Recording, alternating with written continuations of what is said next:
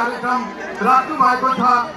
यसबाट मलाई लाग्छ संसारभरि सबै नेपालीले सिक्ने स्थिति बनेको छ।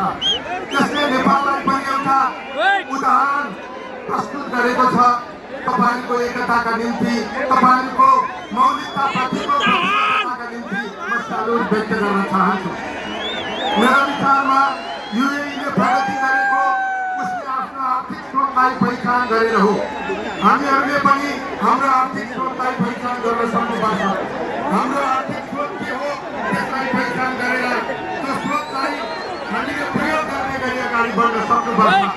त्यसपछि सम्पूर्ण नेपालीहरूले सहकार्य गर्न जरुरी छ। यहाँ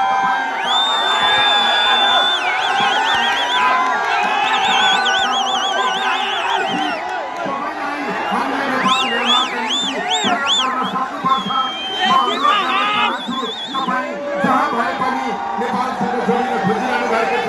नेपालसँग सजिलो गरी जोडिने स्थिति निर्माण गर्नका निम्ति हामीले पहल गर्ने अनुरोध गर्न चाहन्छु।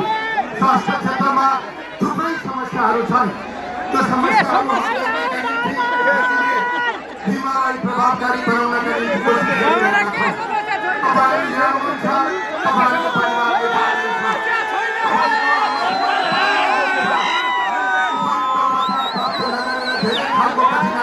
पाइरहेको स्थिति हुन सक्छ। यति धेरै नेपालीको उपस्थिति रहेको यो अवसरमा म अनुरोध गर्न चाहन्छु कि हामीले नयाँ बिमा प्रणालीको प्रस्ताव गरेका छौँ।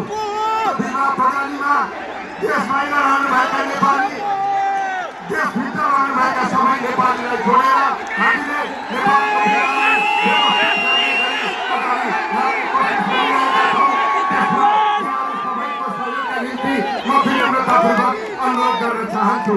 नेपाललाई हामी सबैले मिलेर बनाउन जरुरी छ। कयौं कमी कमजोरीका समस्याहरू छन्, त्यसलाई सुधारेर अगाडि बढ्न जरुरी छ।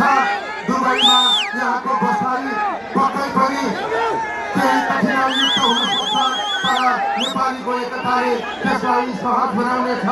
यही अनुरोध गर्दै यहाँहरूको सम्पूर्ण सफलताको निम्ति शुभकामना व्यक्त गर्न चाहन्छु। नयाँ वर्ष 2022 को हार्दिक मङ्गलमय शुभकामना व्यक्त गर्दै यो दुवैलाई म हार्दिक आभार प्रकट गर्दै हाम्रो मौलिकता, हाम्रो संस्कृति, हाम्रो सभ्यता, हाम्रो भाषा, हाम्रो पहिचान जोगाउने सन्दर्भमा यसरी नै एकताबद्ध भएर अगाडि बढ्नुहुनेछ भन्ने विश्वास राख्दै सबैलाई हार्दिक शुभकामना व्यक्त गर्दै बिदा चाहन्छु। धन्यवाद।